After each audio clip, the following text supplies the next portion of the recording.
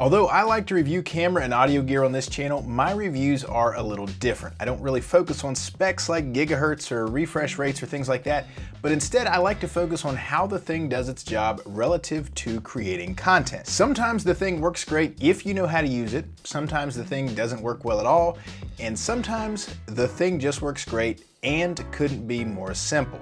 And that's how I describe this, the Hollyland Lark M2 wireless microphone system. It couldn't be more simple, and gosh darn it, it just plain works great. The one caveat I'll say is that my highest opinion goes to the Lark M2 in the combo version, but more on that later. As with any good microphone review, all the audio you hear in this video will be from the Lark M2. This video is not sponsored by Hollyland. I bought the Lark M2 with my wife's own money, but there may be an affiliate link in the description if you want to pick up the M2 and support the channel in the process. For an overview, no review is complete without the overview. The Lark M2 comes in a pretty high quality carrying and charging case.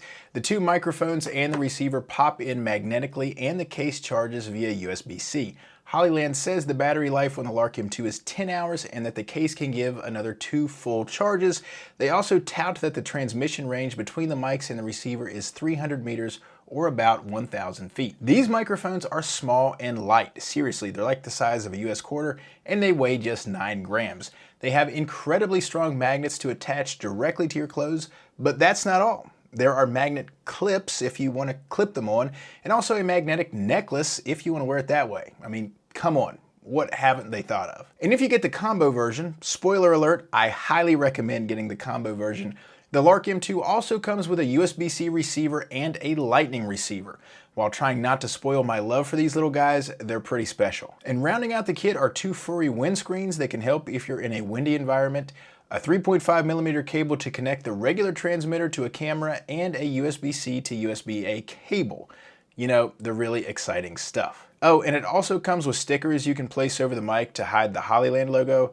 I personally wouldn't use any of these stickers besides black or white, but to each their own. As for price, the Lark M2 is $179 US for the combo version. Of course, it's a little bit less if you opt for the camera only or either of the phone versions, but I highly recommend just spending the little bit extra money and getting the combo version. Now let's talk about the simple awesomeness of what the Lark M2 can really do. To use it with a mirrorless camera, just plug in the receiver with the 3.5mm cable. And let me emphasize the next point. There are 3 and only 3 gain settings to choose from: low, medium, or high.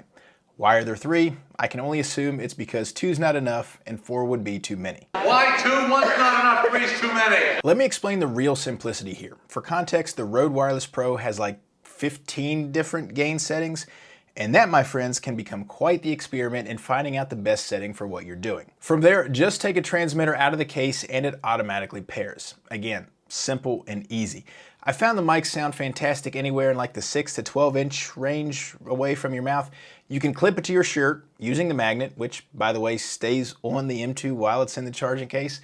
You can use the magnet clip or the magnet necklace, all of which are, you guessed it, simple and easy. The camera receiver can do either mono or stereo recording. Mono just means the audio from both microphones are recorded onto one channel, while stereo means the audio from each mic gets its own separate audio channel. Stereo mode can be a big help in the end if you're actually recording with both mics at the same time, but it does require that you do some editing to ultimately merge the audio. I have a video on how to do this in Final Cut Pro, which you can watch after this video. But if you're just one person recording by yourself, you'll want to use mono mode. If you thought my admiration for the M2 stopped there, oh, you'd be wrong, my friends. Even more so than using the M2 with a mirrorless camera, I love using the M2 with a smartphone. As I mentioned before, the combo version comes with these mini receivers that plug right into the USB-C or the Lightning jack on your phone. There's an app that lets you select the input gain, just again, low, medium, or high. And just like with the camera receiver, it automatically pairs when you take the mics out of the case. The camera receiver doesn't use any extra cables, it doesn't take any batteries, it doesn't have to be charged, and it still gives you a charging port when it's being used. I mean, can it really get any better?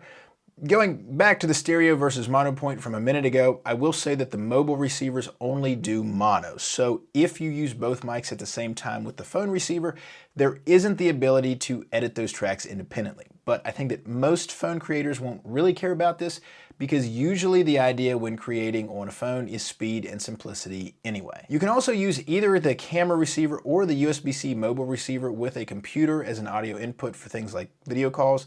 And if you're one of the gazillion people, like me, who have the awesome DJI Osmo Pocket 3 camera, the USB-C mobile receiver works great with that as well. Cutting in here quickly to touch on two more of the Lark M2's features. First is showing off some of the range and that I can get quite a ways away from the receiver. Now, I didn't exactly measure it or step it off to test the 300-meter claim, but particularly with a clear line of sight, you should have all the range you need to film a YouTube video. And second is the noise cancellation feature. If you press the button on the side, the light on the Lark M2 turns green and you're now in noise cancellation mode, which I'm gonna do right now. Now, there are videos out there that go a lot more in depth on this, but I did want to point it out as a cool feature. Now, most, if not all, editing softwares allow you to reduce noise or boost your voice in post, but if you want to cut out some of that work on the front end, this is a very viable option. There are two glaring limitations of the Lark M2, but I don't really look at either of them as real negatives when you keep the bigger context of what the M2 really is. Let me explain. The first kind of drawback is that the M2 doesn't have onboard recording. In today's world, where the wireless mic market is somewhat dominated by Rode and DJI, we've kind of come to expect that our wireless microphone will record locally on the transmitter as well as send the audio to the receiver to be baked into the video footage. The M2 doesn't do that. It's a transmitter only, so just accept it. And also keep in mind the Rode and the DJI mics cost appreciably more. The other kind of drawback of the M2 is that it doesn't allow you to plug in and use a separate lavalier microphone. Again, this is really only a potential issue when compared to the Rodes and DJIs of the world. I personally do prefer to use a lavalier mic with the Rodes and the DJIs, but that's because those transmitters are just too big and heavy for my liking to attach to a shirt. The Lark M2 completely eliminates that bulk, and because it's so small, there's really no problem securing it directly to your shirt. So again, not really a drawback. So who is the Hollyland Lark M2 for? Well, I think to start, the Lark M2 couldn't be more perfect for phone creators. All you have to do is plug the small receiver into your phone's USB-C or Lightning port and start recording. No cables, no extra batteries, it just plain works. And for camera creators, I think the Lark M2 works best if you're more on the vlog or the run and gun end, because in those situations, you're much less likely to worry about the transmitter being seen on your shirt or worrying about trying to sync the audio track that was locally recorded on your wireless mic in post.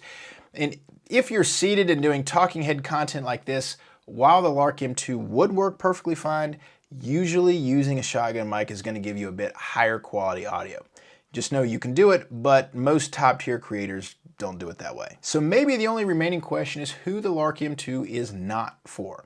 Although I think the sound quality you get from the M2 is certainly professional quality, this probably isn't the best microphone for professional videography or filmmaking work. And that's because if you're getting paid to video something, you want to have backups if at all possible.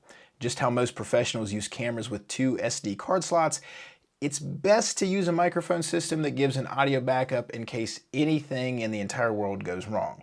And I think the lack of onboard recording is really what puts the Lark M2 more in the content creator category over the professional category. Let me know what you think about the Lark M2, including the sound quality in this video, and if you plan to pick it up. And you can click here for more videos to help on your content creation journey.